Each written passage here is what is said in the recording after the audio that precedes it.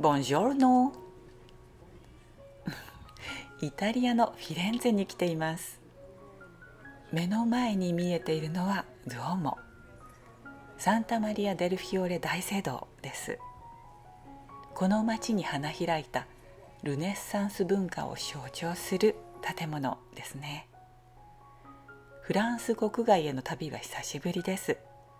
パリのシャルル・ド・ゴール国際空港から出発します。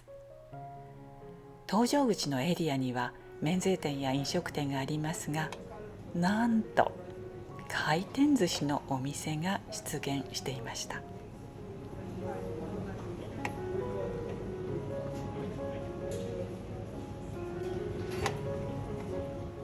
早い、楽しい、確かにそうかもしれませんね。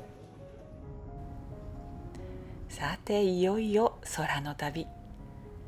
窓の外はまさに雲海。白い雲が海のように広がっています。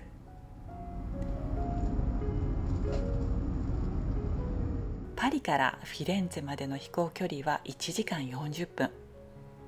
アルプスを越えて飛んで行きます。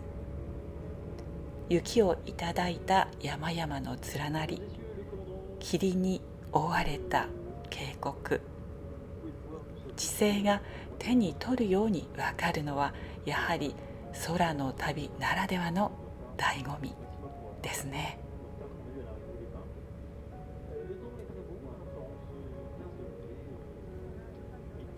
左側に見えてきた先の尖った山、あれはもしかしたらマッターホルンかもと思いましたが、どうでしょう。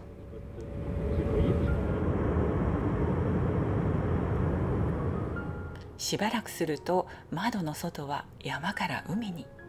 あれはきっと地中海です。そして陸の水場、ガタのようになっているのが見えますが、後で調べてみたところピサの町のあたりでした。飛行機は高度を少しずつ下げて内陸へと入っていきます。トスカーナの丘陵地が広がっています。この辺りにはワインのブドウ畑やオリーブ畑が多いはずです。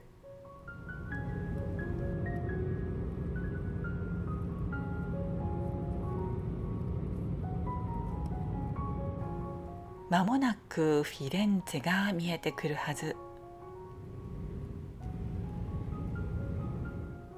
左の方にドゥオモのドーム型の屋根が見えています。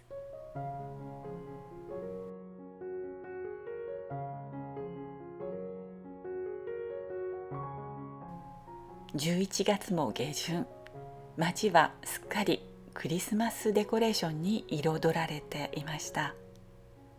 ホテルに荷物を置いて外に出ると、光はもうすでにオレンジ色がかっていて、日暮れがそう遠くない感じです。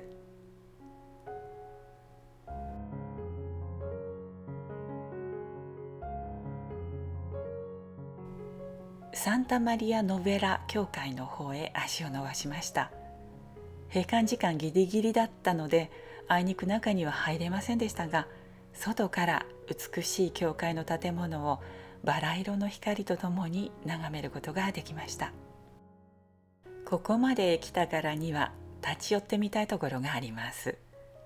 こちらは外のウィンドウ、そして入り口がこんな素敵になっていました。コスメティックに詳しい方ならきっとご存知でしょう。サンタマリア・ノベラ薬局です。1221年の創業といいますから、今年で800年。老舗中の老舗ですね。外のウィンドウにあったのは800周年を記念して作った8つの香りのシリーズで、花々で彩られたエントランスもまたそれにちなんだ演出でした。そしてこのクリスマスツリーの飾りはなんと今日から始まったものなのだそうです。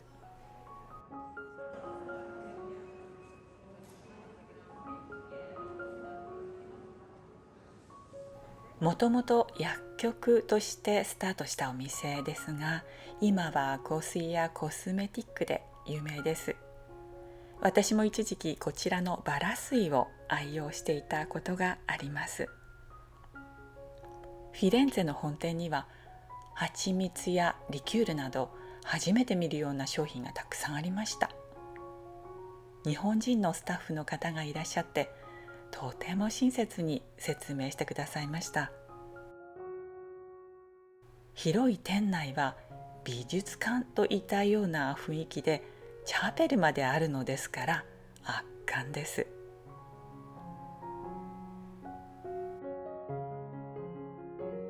お店を出ると街にはすっかり夜の帳が降りていました。大聖堂ドゥオモの方へ行ってみましょう。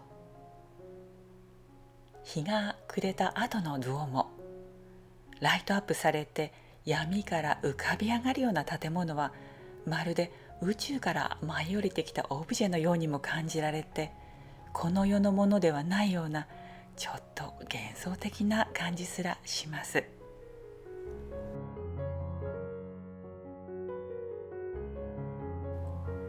門前町にお菓子屋さんはつきものですよね。こちらのお店のスイーツはドゥオモの形をした箱に入っていました。そして辺りに漂う香ばしい匂いを手繰り寄せてゆくと、焼き栗売りがいました。ぷっくりとした大ぶりの栗がいい具合に焼けていて、思わず買ってしまいました。この袋、模様も可愛いですが仕掛けがあります。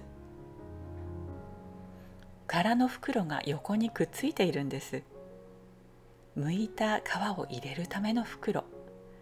歩きながら食べても街を汚さないでねという工夫ですね。